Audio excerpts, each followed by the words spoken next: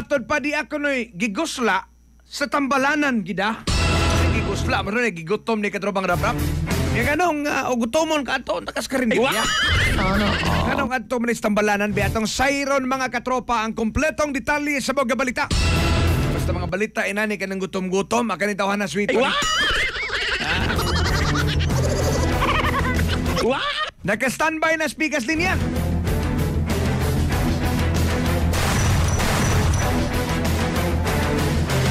Katropang Benji Talisik. Live report.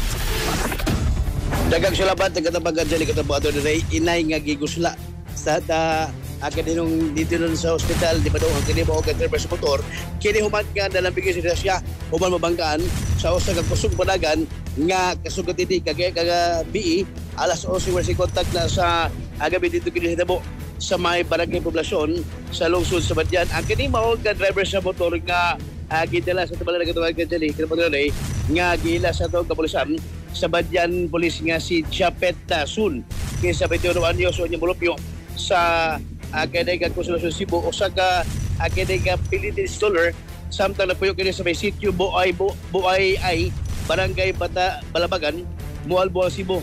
O niya, ang kini mong driver sa motor ang dala sa hospital uban pa sa lain duha kakadega driver sa motor o pasero. Ang kanilang gidanga si Joram Elemino Marcelo, 22 anyos, o yang angkas nga si Jillian Ponteras Humuad, 20 anyos, nga taga sitio Maraat, Dako, Barangay Matabang, City of Toledo, mga katropa. Sa investigasyon sa Badyan PNP, nasiran nga alas 11:45 kontak na sa gabi, kining driver kato gagigusla kay mauto kaning Badyan, gigutom mauto pa nangita kananan o kaning food chain o niya siyang pagpadagan kahit kamiabot kining driver nga si Joram Elemino kusog dagan mauto nga kusog padagan hantod nga nag-abot nga resulta sa pagka-riling sa duha ka mga motor. Nunod ka sa mga hitabo, tulo ang angol. Ang katutulo kung driver sa katong gusla, yun man ang kini maong driver nga usa o pasero. Yun ang kaninduha base sa Badyan PNP nagasinabot na og wa ray kaso nga mopasag tungod kay nasiran nga pulos gyud o kadega nahitabo gyud incident gyud ang hitabo sa pagbangga sa duha ka mga motorsiklo dito sa barangay poblasyon sa Maong Lungsod Kinabanjali ato dere. Sige, salamat katropa Mentals.